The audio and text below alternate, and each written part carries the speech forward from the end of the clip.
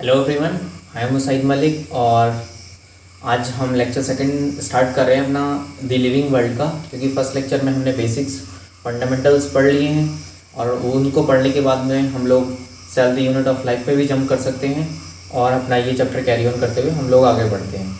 क्योंकि हम cell the unit of life अगर अब स्टार्ट करेंगे तो हमको पता है कि सेल्स का फॉर्मेशन कैसे हुआ है, सेल्स इस लिविंग अर्थ पर कैसे आई हैं। चलिए तो हम स्टार्ट करते हैं अपना सेकंड लेक्चर और इसमें आज हम क्या पढ़ेंगे उसको हम देख लेते हैं। देखिए, सबसे पहले तो हम जब लिविंग वर्ल्ड पढ़ते हैं तो बेसिकली हमको ये जानना होता है कि एक्चुअली लिविंग है क्या। वही एनसीईआरटी कहता है व्हाट इज़ लिविंग। तो एनीथिंग विच हैव मेटाबॉलिज्म, मतलब देखिए डिफाइनिंग कैरेक्टरिस्टिक और हमारी कैरेक्टरिस्टिक्स, इन दोनों चीज़ों में डिफरेंस होना चाहिए। देखिए लिविंग, कोई भी चीज़ लिविंग है तो उसको हम कैसे पहचान सकते हैं। नॉर्मली जो हमारे क्राइटेरिया रहते हैं, हम बचपन से जो पढ़ते आ रहे हैं कि कोई चीज़ मूव कर रही है, कुछ मल्टीप्लाई कर रही है, कुछ डिवाइड कर रही है या अपनी पोजीशन चेंज कर रही है, तो वो लिविंग है। लेकिन धीरे धीरे जैसे कि हमारा लेवल बढ़ता जाता है उस हिसाब से हमारे पर्सपेक्टिव और हमारी सारी चीज़ें चेंज होती जाती हैं। चलिए हम स्लाइड में देखते हैं, उस सब चीज़ को तो हम डिटेल में बात करने ही वाले हैं। देखिए इसमें एक तो रैबिट दिखा रखा है, एक कार दिखा रखी है। रैबिट क्या कह रहा है, I am a rabbit is living. अब लिविंग थिंग हम लोगों ने भी मतलब एक परसेप्शन बना रखा है कि रैबिट लिविंग है, लेकिन ऐसा क्यों है कि रैबिट लिविंग है। I move on my own and search for my own food. अब रैबिट कह रहा है कि मैं अपने आप चल सकता हूँ और अपना फूड खुद ही मतलब ढूंढता हूँ। वेर इस कार क्या कह रही है, I am non living. Car एक नॉन लिविंग है, क्यों है, I can not move on my own, I need petrol to move. वो कह रही है कि मेरे को पेट्रोल चाहिए मूव करने के लिए। ओके, अब ये देखिए इसमें आप लोग गैस कीजिए कि लिविंग कौन है, नॉन लिविंग कौन है। मैं एक बार के लिए साइड में हट जाता हूँ। हाँ, आपने बिल्कुल सही पहचाना कि ये एक डॉल है और ये एक बेबी है, क्यूट सा, लेकिन है बहुत गुस्से में। तो आपने पहचाना कि एक लिविंग है, नॉन लिविंग है, क्योंकि देखिए डॉल एकदम बिल्कुल साइमल्टेनियस मतलब सीधी एकदम बैठी है, नो कोई मूवमेंट नहीं है, नो मूवमेंट, ठीक है। और कुछ एक्सपेक्टेशंस, कुछ एक्सप्रेशंस नहीं है। देखिए इसके एक्सप्रेशंस भी देख सकते हैं आप लोग, ठीक है। और ये इसके हैंड्स, फिंगर मूव्स कर रही हैं, आइज मूव्स कर रही हैं, तो और इससे पता चल रहा है कि ये लिविंग है, नॉन लिविंग है। आगे हम देखते हैं। ये मैंने सेकेंड क्लास की बुक से पिक्चर उठा रखा है, ये लिविंग दिखा रखे हैं या नॉन लिविंग दिखा रखे हैं, देख सकते हैं आप लोग इसको एक बार।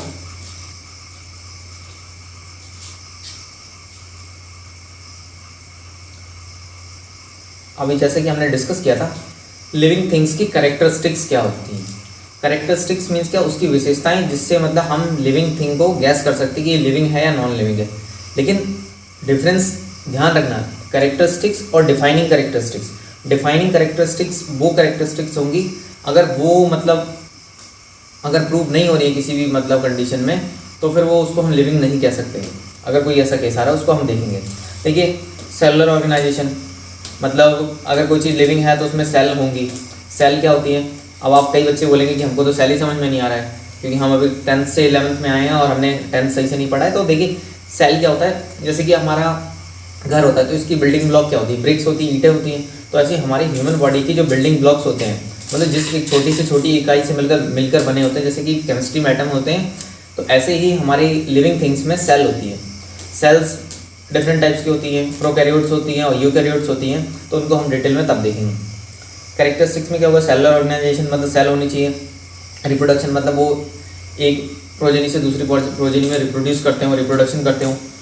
मेन डिफाइनिंग कैरेक्टरिस्टिक्स क्या है, मेटाबॉलिज्म। मेटाबॉलिज्म क्या होता है, ये दो टाइप्स की रिएक्शन का कॉम्बिनेशन होता है जो साइमल्टेनियसली होती हैं, एक कैटाबॉलिज्म और एक एनाबॉलिज्म। कैटाबॉलिज्म में क्या होता है, चीज़ें टूटती हैं। एक रिएक्शन मतलब एक केमिकल है, कोई एक कंपाउंड है, वो एक कंपाउंड दो पार्ट्स में टूटेगा। और एनाबॉलिज्म में क्या होगा, दो कंपाउंड मिलकर एक मतलब दो मॉलिक्यूल मिलकर एक मॉलिक्यूल बना सकते हैं, दो कंपाउंड मिलकर एक कंपाउंड बना सकते हैं। तो मेटाबॉलिज्म हो गया, मतलब मेटाबॉलिज्म एक डिफाइनिंग प्रॉपर्टी है, उसको हम आगे देखेंगे। होम्योस्टेसिस मीन्स क्या था, जो कंडीशंस बनी हुई हैं उनको बनाए रखने के लिए जितनी भी मतलब रिएक्शन कीजिए, कुछ कीजिए, मतलब एंट्रोपी ना आ पाए हमारी बॉडी में, तो वो होम्योस्टेसिस हो गया। हेरिडिटी मतलब वंशागति के जितने भी कैरेक्टरिस्टिक्स चले आ रहे हैं, जैसे कि एक इंडिविजुअल होमोसेपियंस है, एक मतलब ह्यूमन है तो अगला भी ह्यूमन चला आ रहा है, वो सारी कैरेक्टरिस्टिक्स हो गई। रिस्पॉन्स टू स्टिमुलाई, देखिए मेटाबॉलिज्म और रिस्पॉन्स टू स्टिमुलाई ये दोनों डिफाइनिंग प्रॉपर्टीज़ है। डिफाइनिंग प्रॉपर्टीज है। डिफाइनिंग प्रॉपर्टीज मतलब रिस्पॉन्स टू स्टिमुलाई। अगर जैसे कि कोई ऑर्गेनिज्म है, मान लीजिए ये एक लिविंग ऑर्गेनिज्म है, इसको आपने आवाज़ दिया तो ये मतलब रिस्पॉन्ड करेगा। मतलब फिजिकल और इंटरनल इन्वायरमेंट में कोई चेंज होता है उसको स्टिमुलाई बोलते हैं। तो रिस्पॉन्स टू स्टिमुलाई मतलब उसको आपने कुछ भी किया तो उसके अगेंस्ट में कुछ ना कुछ रिस्पॉन्स ज़रूर देगा।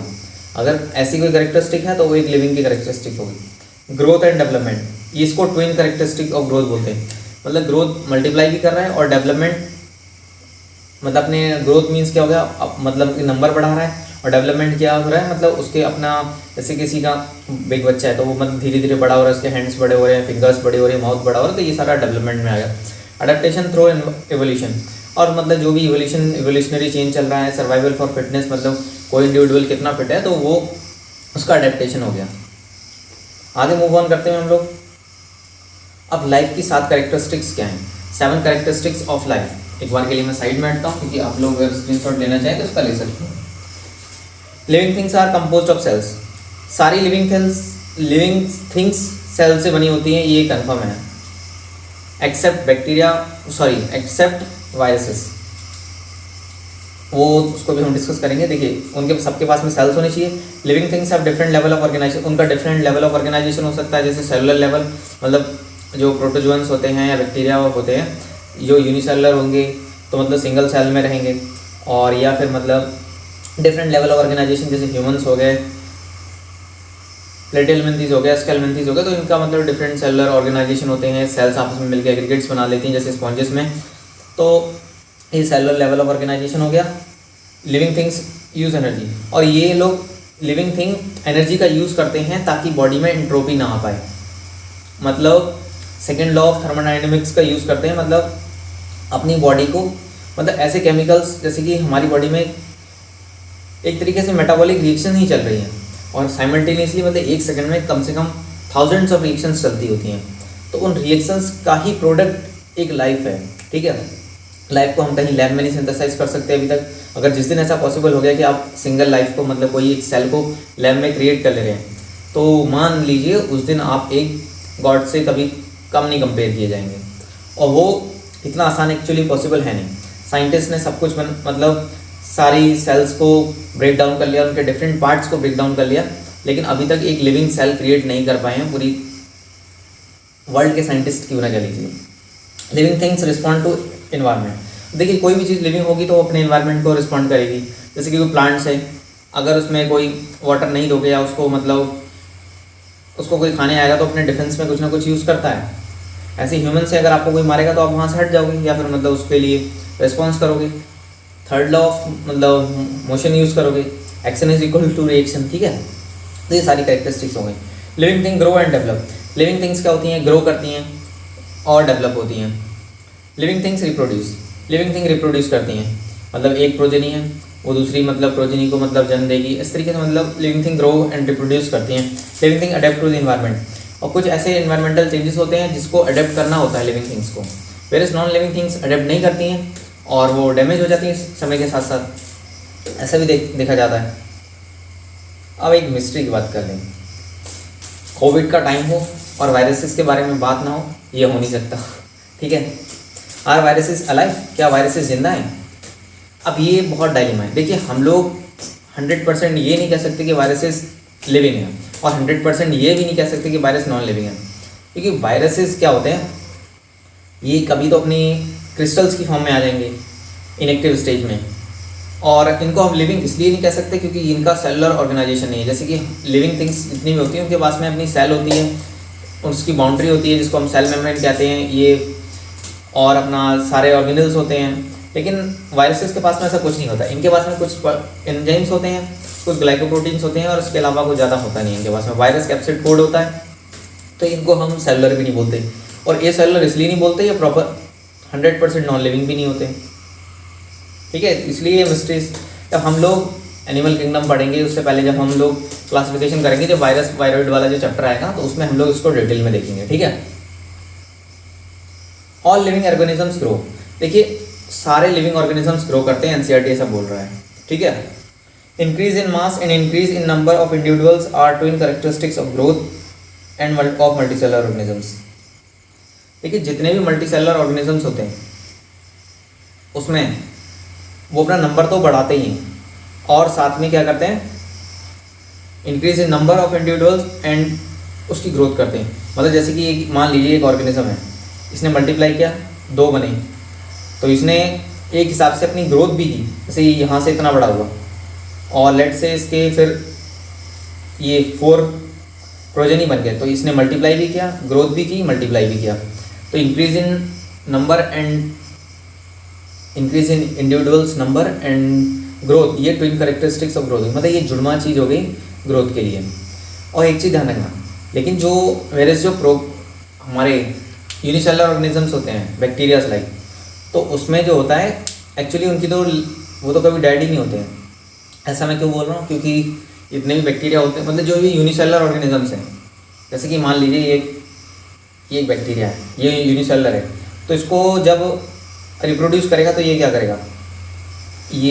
करेगा, 2 पार्ट्स में डिवाइड हो जाएगा।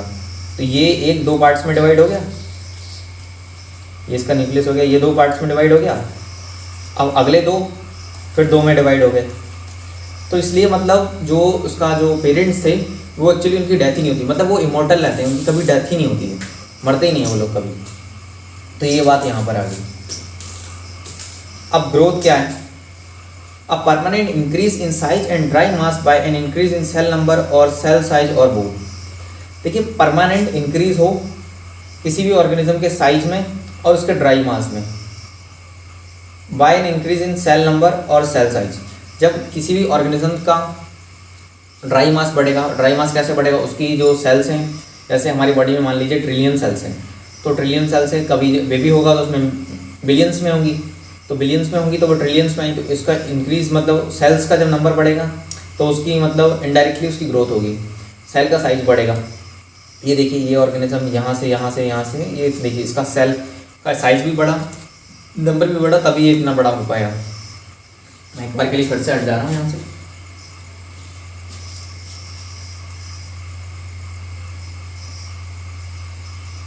ये देखिए आप फ्रॉग के देख लीजिए, यहाँ पे इसका ग्रोथ एंड डेवलपमेंट दोनों हो रहा है। जो ट्विन कैरेक्टरिस्टिक्स हमने बोली थी ना, ट्विन कैरेक्टरिस्टिक्स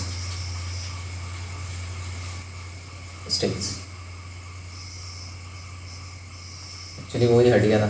ये देखिए यहाँ पर ये लावा है, लावा से मतलब ये धीरे धीरे ग्रो कर रहा है, टेडपोल कर रहा है, टेडपोल से फिर ये देखिए इसकी यहाँ तक इसकी ये टेल आ रही है, टेल भी फिर यहाँ से गायब हो गई मैच्योर में। तो ये देखिए ग्रोथ भी हो रही है इसकी और डेवलपमेंट भी हो रहा है। ग्रोथ मतलब ये धीरे धीरे मतलब इसकी फॉर्मेशन चेंज हो रहा है, पॉलीमॉर्फिज्म मतलब शो कर रहा है, और धीरे धीरे इसकी ग्रोथ और डेवलपमेंट दोनों चीज़ें हुई, तो ये ट्विन कैरेक्टरिस्टिक्स होंगी। Okay, living things are able to reproduce, grow and development. अब देखिए जो चीज़ लिविंग होगी वो अपने आप को रिप्रोड्यूस करेगी और ग्रो करेगी, डेवलप करेगी, लेकिन ये ज़रूरी नहीं है कि रिप्रोडक्शन मतलब हम नेसेसरी कंडीशन बना दें कि वो लिविंग है, क्योंकि कुछ कंडीशंस ऐसे भी होती हैं जिसमें एक इंडिविजुअल चाहे तो रिप्रोड्यूस करे चाहे ना करे। बिकॉज देखिए सम ऑफ द फैमिलीज में क्या होगा, दे माइट यूज कंट्रासेप्शंस मेथड्स, ठीक है, तो उसमें ऐसा नहीं कह सकते कि वो नॉन लिविंग है, क्योंकि लिविंग एक्चुअली वो लिविंग है, उनमें मेटाबॉलिज्म हो रहा है, they respond to the stimuli, वो इन्वायरमेंट को रिस्पॉन्स कर रहे हैं। लेकिन हम ऐसा नहीं कह सकते कि रिप्रोडक्शन इज़ दी ओनली, मतलब उसको ही एक क्राइटेरिया मान लें कि लिविंग है नहीं है, कोई रिप्रोड्यूस कर रहा है तो। और जैसे कि हम म्यूल का एग्जांपल ले लीजिए, वो रिप्रोड्यूस नहीं करते हैं, इनफर्टाइल है, स्टेराइल है।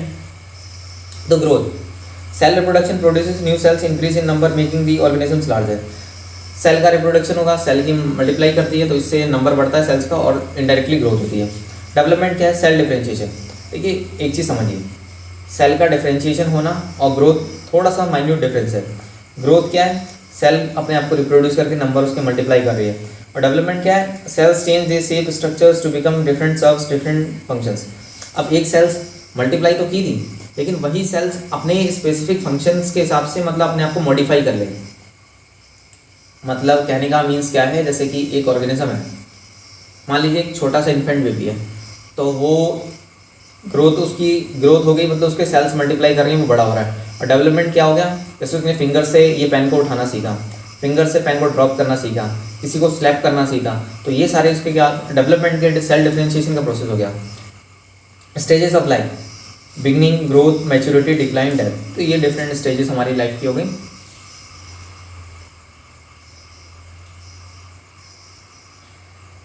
अब कुछ हमारे स्टूडेंट्स ऐसा क्वेश्चन कर सकते हैं कि सर अगर मल्टीप्लिकेशन ही मतलब और ग्रोथ है तो फिर ग्रोथ तो ऐसे माउंटेन्स की भी होती है, हर ईयर वो 2.5 सेंटीमीटर्स अपना साइज बढ़ा लेते हैं। तो बेसिकली मैं आपको यही समझाना चाहूँगा कि माउंटेन्स की ग्रोथ किस वजह से होती है। जैसे कि ये हमारा ये डिफरेंट सी दिखा रखे, तो एक्चुअली हमारा ये जो नेपाल और ये जो भूटान का जो एरिया है, यहाँ पर बहुत जो पहले जो भी कंडीशंस रही होगी तो उस टाइम में यहाँ पर ओशियंस होते थे, तो हमारी मूवमेंट्स हुए, प्लेट्स के मूवमेंट हुए। आप सबको पता है मतलब भूकंप आने में क्या होता है, एक्चुअली अर्थक्वेक जो आता है तो टेक्टोनिक प्लेट्स का मूवमेंट डिस्टर्ब हो जाता है। मतलब जैसे प्लेट्स दोनों साथ चलती होती हैं, एक प्लेट फिर इधर चल जाएगी, इधर चल जाएगी, तो इससे अर्थक्वेक आते हैं। तो इस एरिया में मोस्टली ज़्यादा आते हैं। तो अब हिमालय का मतलब ग्रोथ करने का रीज़न क्या है?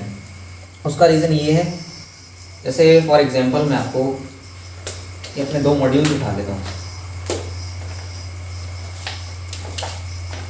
जब ये एक्चुअली बड़े भी हो रहे हैं, प्रॉब्लम आ रही है, ये 2 हो गए, तो जब इसको धीरे धीरे जब ये प्लेट्स टकराती हैं तो धीरे धीरे इनका साइज बढ़ता जाएगा और ये माउंटेन्स के जैसे इनका फॉर्मेशन होना स्टार्ट हो जाता है। ऐसे ही मतलब माउंटेन्स का डेवलपमेंट होता है। कोई माउंटेन, और एक कैरेक्टरिस्टिक आप इम्पोर्टेंट चीज़ बता रहा हूँ, हिमालय जो है हमारा, मतलब किसी भी आपको माउंटेन पर ऐसी स्पीसीज़ नहीं मिलेंगी, जो फॉसिल्स नहीं मिलेंगे जो कि हिमालय पे मिल सकते, क्योंकि हिमालय के नीचे पहले ओशियन था तो उसमें जितनी मरीन लाइफ थी वो सब वहाँ पर प्रिजर्व है, उसके फॉसिल्स आज भी वहाँ पर मिलते हैं। ओके, अब एनसीईआरटी हमारा बाकी बात क्या कह रहा है, non living objects also grow if we take increase in body mass and criteria for growth, mountains, builders and stand moulds to grow.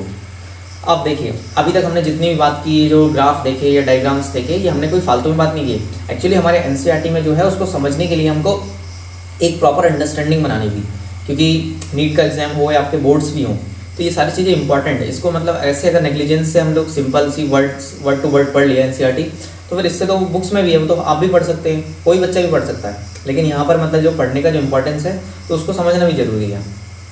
Non living objects also grow if we take increase in body mass. अब ऐसे अगर हम कहें कि body mass की grow होना, body mass का अगर बढ़ना ही अगर कहें लिविंग है, तो ऐसे तो फिर माउंटेन्स भी ग्रो करते हैं, कहीं पर मिट्टी का चट्टान है वो ग्रो करता है, सैंड माउल्ड्स रेत के चट्टान ग्रो करते हैं, तो वो लिविंग नहीं है। However, this kind of growth exhibited by non-living objects is by accumulation of materials on the surface। और कह रहे हैं कि इस टाइप की ग्रोथ किससे होती है, जो डिफरेंट सेम मटेरियल्स उस पर आके एक्यूमुलेट कर जाते हैं। Living organisms grow in from inside. तो अब एनसीईआरटी ने कहा कि जो लिविंग ऑर्गेनिजम्स होते हैं वो बाहर से नहीं ग्रोथ करते हैं, एक्चुअली वो अंदर से ग्रोथ करते हैं। अंदर से ग्रोथ करने का इनका सेंस ये है कि वो उसमें सेल्स का नंबर बढ़ेगा, तो फिर वो मल्टीप्लाई करेगा, रिप्रोड्यूस करेगा। तो यहाँ पर एनसीईआरटी ने एक इम्पॉर्टेंट पॉइंट निकाला है कि लिविंग ऑर्गेनिजम्स की ग्रोथ इनसाइड से होती है, इनसाइड, ठीक है, इसका ध्यान रखना। Growth therefore can not be taken as a defining property of living organisms.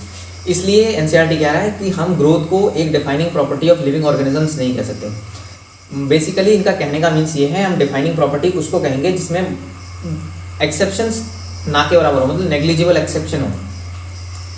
Conditions under which it can be observed in all living organisms have to be explained, and then we understand that it is a characteristic of living organism। अब कह रहे हैं हम कोई ऐसी conditions को माने जो कि मतलब ज़्यादातर ऑर्गेनिजम्स में सही हो। तो ऐसा क्या होता है, हर लिविंग ऑर्गेनिज्म में मेटाबॉलिज्म होता है और हर living organisms external internal stimuli को रिस्पॉन्स करता है। तो ये 2 कैरेक्टरिस्टिक्स ऐसी हो गई जो हर लिविंग बीइंग में पाई जाएंगी। इसका भी एक एक्सेप्शन है, उसको हम देख लेंगे। A dead organisms does not grow। और मरा हुआ ऑर्गेनिजम्स कभी ग्रो नहीं करता है। अब बात आती है जो मैंने अभी आपको बोला ना एक्सेप्शन, तो वो क्या होता है, कोई भी हम आइसोलेटेड मेटाबॉलिक रिएक्शंस को हम किसी भी टेस्ट ट्यूब के अंदर कराएं, इन विट्रो कराएं, तो वो लिविंग कहलाएगी। वो रिएक्शन लिविंग हो सकती है, लेकिन वो एक लाइफ नहीं हो सकती कभी भी, क्योंकि मैंने आपको पहले ही बताया कि लाइफ क्रिएट करना इतना आसान नहीं है। ओके, तो चलिए पढ़ते रहिए, मेहनत करते रहिए। और हमारा ये सेकंड लेक्चर था। हम लोग ऐसा नहीं कि मतलब एक ही दिन में पूरा चैप्टर पढ़ा देंगे और आप लोग को सब समझ में आ जाएगा, तो ऐसा झूठ बोलने से या मतलब कुछ फेक बातें करने से कुछ नहीं होगा, हर चीज़ टाइम लेगी, उसके हिसाब से आपको तैयार करना पड़ेगा, प्रिपेयर करना पड़ेगा। डेली मतलब स्लोली हम अपना सिलेबस को कंपेयर स्टार्ट करेंगे और हमारा 3 to 4 मंथ्स में हम अपना 11th-12th का दोनों लगभग कवर कर लेंगे। टाइम लगा तो 6 मंथ्स में हम लोग अराउंड जनवरी तक सारा सिलेबस कंप्लीट कर लेंगे। अब as per the request of the मतलब बोर्ड्स स्टूडेंट्स, हम हो सकता है कि कुछ चैप्टर्स जो प्रायोरिटी पर हैं वो उनको हम पहले कवर कर दें, जैसे कि बायोटेक्नोलॉजी हो गया, ह्यूमन रिप्रोडक्शन, लेकिन ये चैप्टर भी हाँ बोर्ड्स में ही आएगा, तो हम लोग ये तो हाँ 11th का चैप्टर हो गया हमारा। बाकी अब हम कैरी ऑन करते जा रहे हैं, और जो भी प्रॉब्लम हो you can comment below and ask your doubts, feel free every time. Have a great day ahead, thank you.